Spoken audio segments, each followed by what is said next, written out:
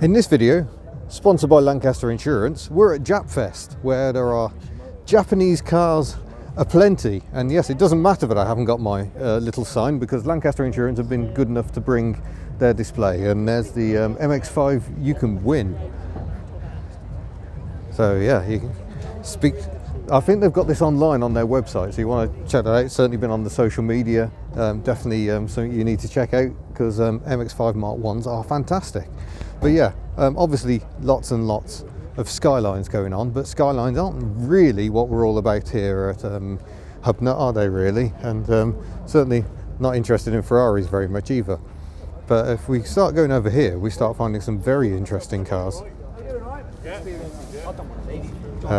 Fairladies of various types, although both American spec 240Zs, I guess you call them. That one's packing RB power and a blue one on the end. Nice. I do like the 300ZX Z32. They are formidable cars. Very much my cup of tea. We're obviously in Z country at the moment. There's a Super Samurai. Oh yes, triple carburetors. Super Samurais were modified by a chap whose name I've forgotten. Yeah, he was quite legendary, and it is Samurai spelt incorrectly for trademark reasons, I believe, or something like that. Right, we're now in 350Zs. Let's go and see what else we can find. Yeah, when I say lots of Skylines, I mean lots of Skylines. They really are absolutely everywhere. But we'll just take a sneaky look over here, because we've got the Honda CRXs, which is an opportunity for pantograph wiper joy. Only fitted to the Mark 1 version. Very funky little cars. Also many Imprezas, also many Evos, and oddly a little Honda Beat. The modern version has managed to sneak into that lineup. Let's go and see what else we can find. CRX Del Sols. They're always good. Oh, I know what's down this way. Something I'm particularly fond of. I'm oddly perturbed by how much I like that. A matte purple FTO and Nissan Skyline. Look at the fantastic rear lights. Classic Skyline look, but it's a reminder that the Skyline was far more than just a sporty coupe. They did saloons, they did estates, all sorts of stuff. Hiace here, more Skylines. You do get quite a lot of Skylines. Oh, that's quite sweet. Little starlet. Looks a little mischievous on those wheels. I wonder if it's hiding Glanza power. That's a turbocharged version. Nissan L Grands, they're quite big. Mitsubishi 3000 GTOs and GTs, depending on which country they were sold in. There you go, that transverse V6 again. Amazing powerhouses. Cubes. I mean, who doesn't love a Nissan Cube? But yeah, I mean, Japfest is a huge show held here at Silverstone, and very much a celebration not just of the Japanese cars, but Japanese culture as well. So a lot of modification going on. Honda SMXs. Of course, I used to own an SMX. 2-litre twin cam. All the good. $2.5 for that one. Did I sell at the wrong time? Mine isn't here, sadly. I would have liked to have seen it again. But yeah, joyous machines. And some very, very modified ones as well. And here's a local car. This car lives just down the road from me. Hugh Saville's drift machine.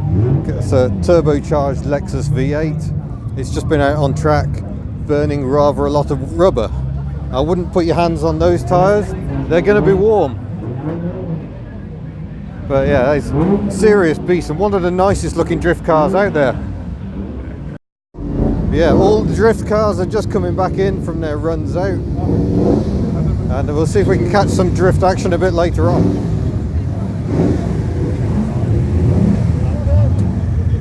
Drift Transit, yo! There's been a mighty battle on here between the editor of Fast Car magazine, Jules here, and Midge, who's the editor of Banzai magazine. And the subject of their intense face-off. Two very, very hub nut worthy cars. We've got the gorgeous Daihatsu Sirion and the equally pleasant Suzuki Alto.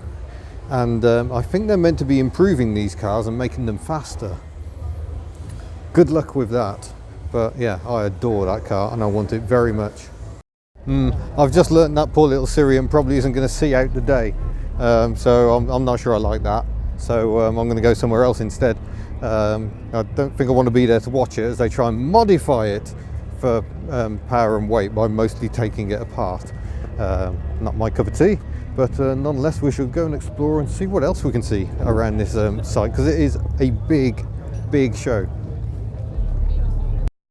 Yeah, the levels of bass around here are quite high, which is why there are car alarms going off. That much bass. You probably can't pick up the bass, but that's tickling my ears most deliciously. I didn't think I was the sort of person who liked bass, but apparently I am. Right. Lexus's. All of the modified going on here. And, well, questionable in terms of dynamics. I mean, that is pretty awesome. Some amazing camber going on. Here, the Glanzer and a GT Turbo. Interesting big hate pipe sticking out of that one. Haters be hating. Or something. But this isn't really my sort of stuff, as you're probably all too aware, really. So be safe, be seen. We shall go and explore. Oh, now we're getting a bit more hub nut. Nissan Primera Owners Club with the amazing flip-flop changes how you look at it paint on that one. Quite like the coppery orange on that one as well. Maxima, sorry, QX, that's the later Maxima. That's a Maxima. Team Jap crap. Yeah, I quite like it. And this sort of rough as hell sort of, you know, cable tie stitching, it's all very much part of the Japanese culture, and the car scene over there is just that.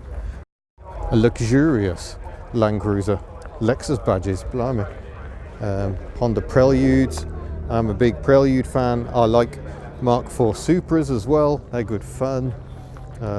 Type R Accords, plenty of those. Got plenty of MR2s because it's anniversary, I think, for the Mark 1s and the Mark 2s, and possibly the Mark 3s as well. It might be all of 10 anniversaries for the MR2s.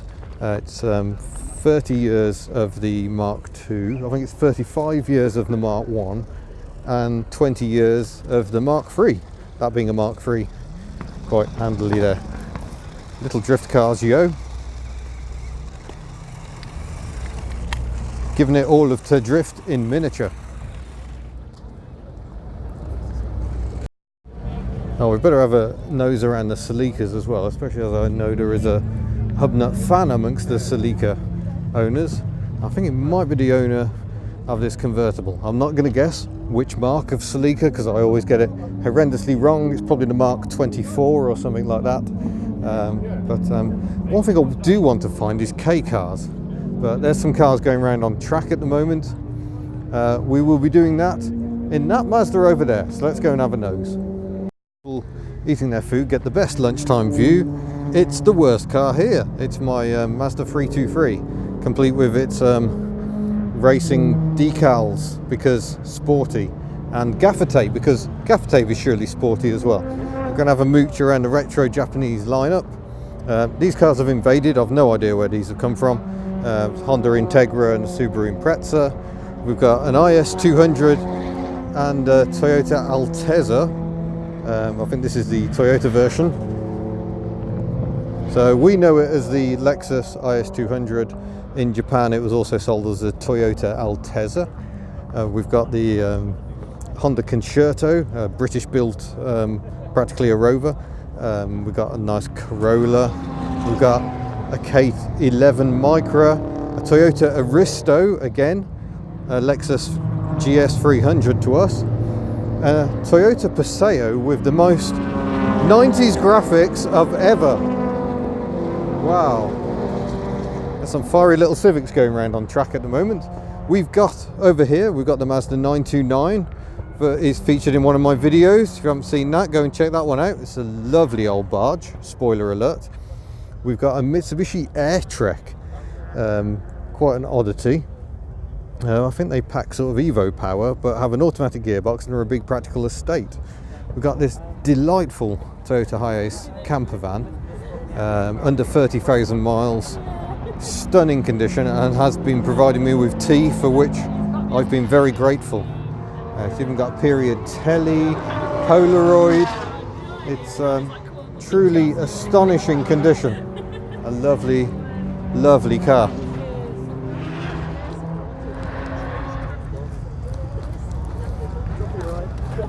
Over here is the yellow section. We got a Subaru Impreza and another Nissan Z32 300ZX. That is a UK car in saffron, I think it's described.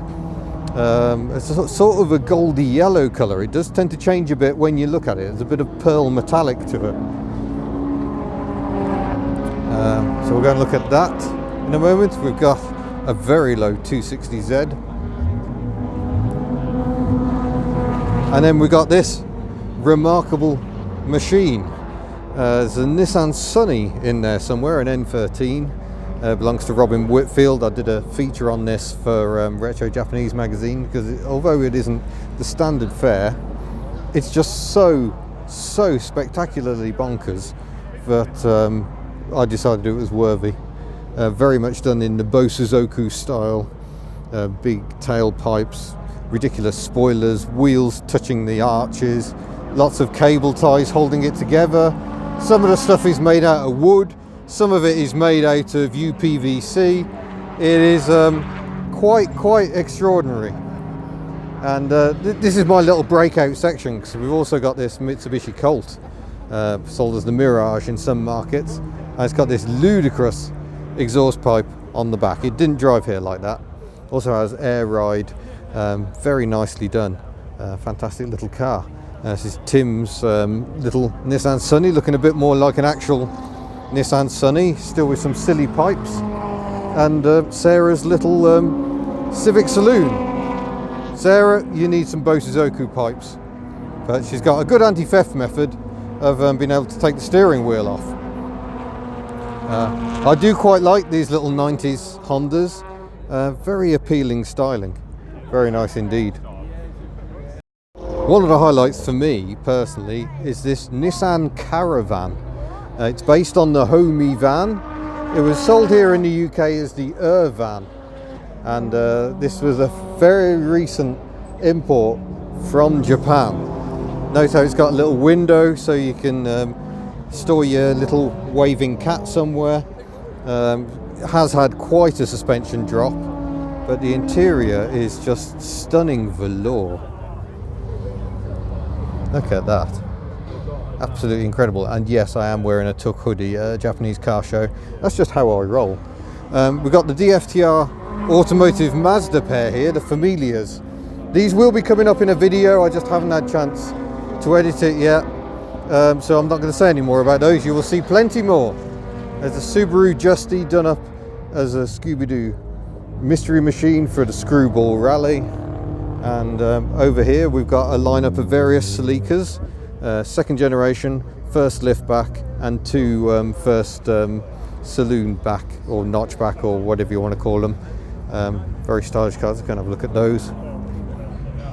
I always felt the second generation was a little dowdy compared to the madness of the first generation, but that one's been quite nicely modified, if I do say so myself. This car I drove about 10 years ago, I think, although he claims it was 2005, so maybe it's more recent. I've just lost track. Very nice Toyota Celica liftback, and all of the brown, very nice condition, and a bit of a contrast with this slightly modified Celica. I really don't know. And we've got a very low Nissan Laurel. Proof that the Laurel name did live on. Got some rather unnecessary revving because of course we have. That's quite the spoiler going on there. This has been a feature car in retro Japanese. Gorgeous second gen Mazda RX-7 Turbo. Really nice to drive. I wish I'd had time to do a video. And here's another highlight, a Subaru FF1 front wheel drive. This is, you know, the granddaddy of the Impreza. Very rare to see one in the UK. Lovely styling. A car I would very much like to do a video on someday. Maybe I can arrange it. Yeah, delightful. Next to that we've got a Skyline powered 240Z.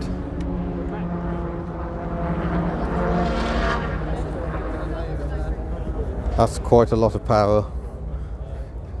In an unusual package we've got a 6-cylinder R30 saloon. Very nice.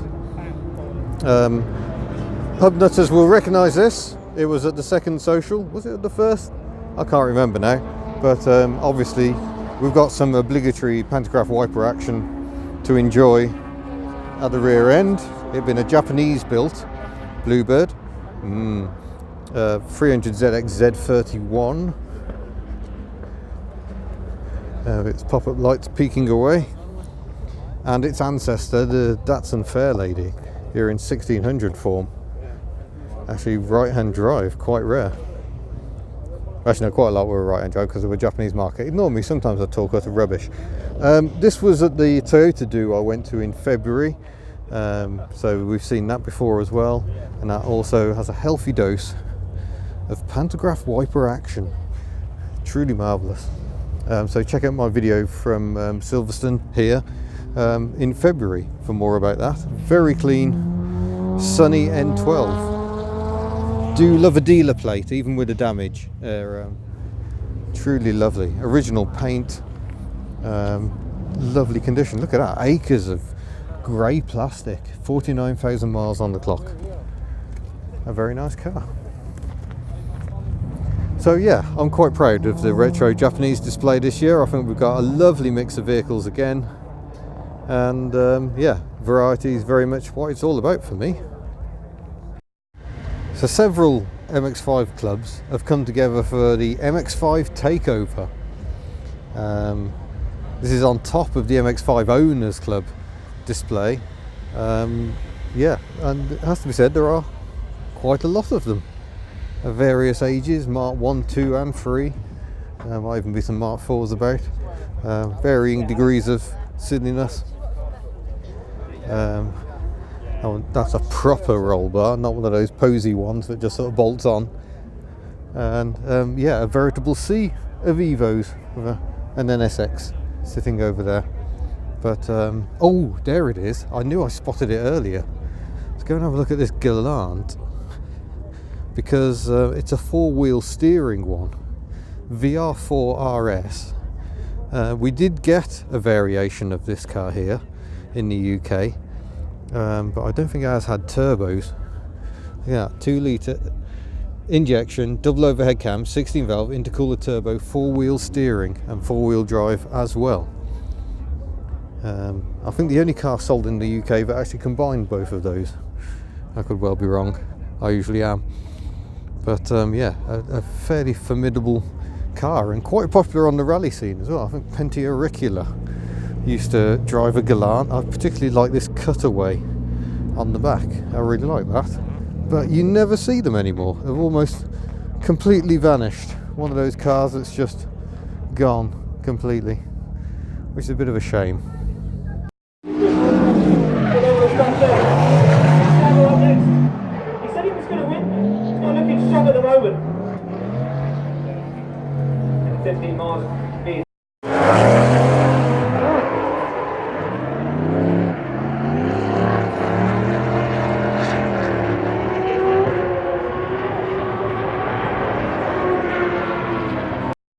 It's a fact that at Japfest you're never more than 5 meters away from an Evo at any one time, or an Impreza,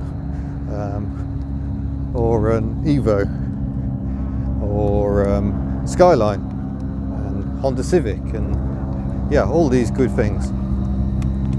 But blimey, that's a Lexus and a half. Oh, I'm liking the beige Corolla. Oh yes. If you're going to modify a car, do it properly. But I believe I finally managed to find an Evo, more Evos, a Honda Beat, which I think was out in the track sessions earlier, and a Daihatsu Mira TRXX Avanzato, and oh, look what we have here, Altezza AZ1, possibly the most fantastic little K car ever. So you got 660cc engine mounted in the back. It's the same engine as a Cappuccino. You got a single wiper. You got gull wing doors.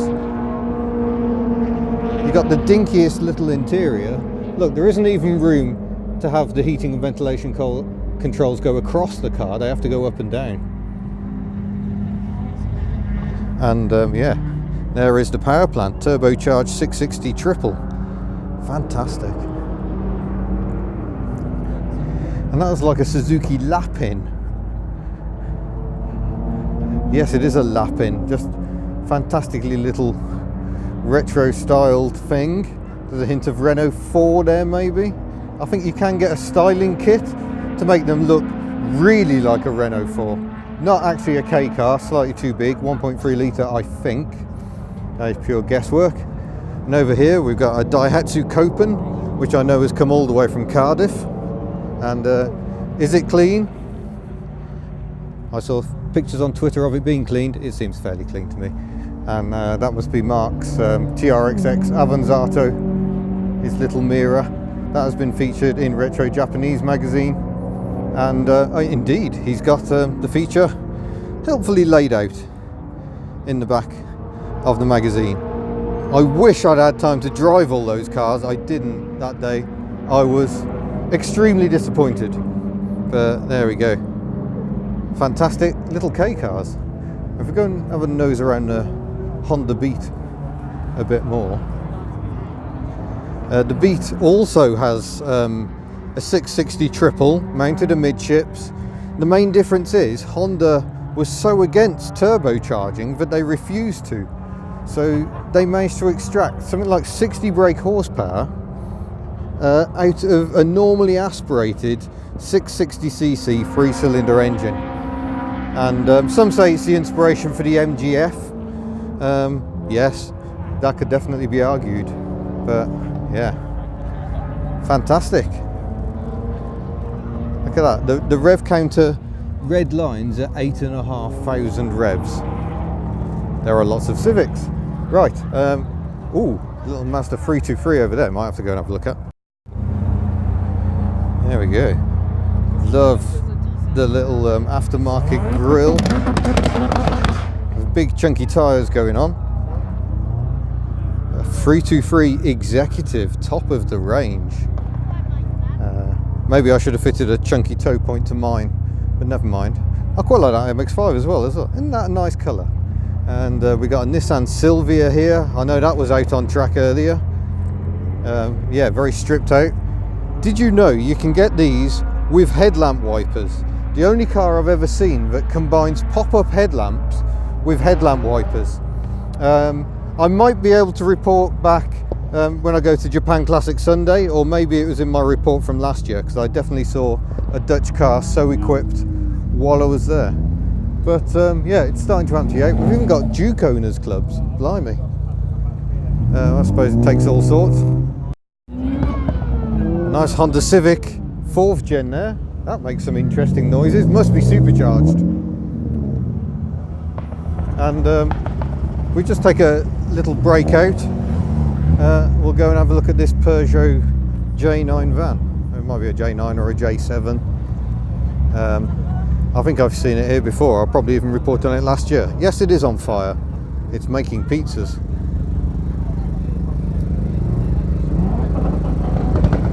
Yeah, I have a video on one of these Peugeots. If you go and check it out, which is all good. We've got a Route Master here as well. RML 2752, in case you were wondering. It has no roof. Right, I'm going to go this way and get back to the car. There goes Malcolm. There's lovely Celica. Grand. I need to pay some attention to this lineup because all of these cars have come from the Netherlands, which is jolly decent of them. An interesting mix. Obviously some are JDM, so are right-hand drive, and they have Nerf guns because why not? I have a feeling we might have seen that at Japan Classic Sunday last year. It's a very rare Daihatsu Mira convertible. These are the Midnight Runners from the Netherlands. Yeah, stylish. But Marty from Mighty Car Mods would appreciate that one. And Bluebirds in the corner, a fairly Povo Impreza.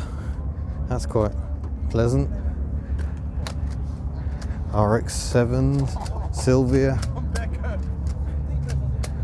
I think they've been having lots of fun. No, thank you. Okay, bye-bye. What a mix of cars and people. I'm feeling all the better about going to the Netherlands on holiday now. But yeah, back we go to the retro Japanese display. Some of the cars have gone, but mostly it's full of win. This is the part of the meet where people start moving around and mixing their cars up, and random meetings happen.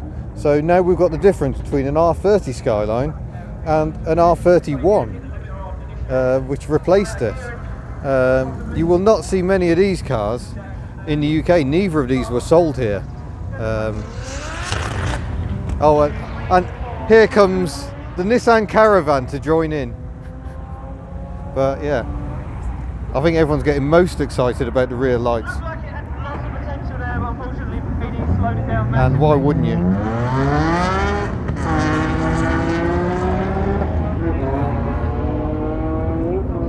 But yeah, otherwise we're done here at Japfest. That was all the fun of the fair.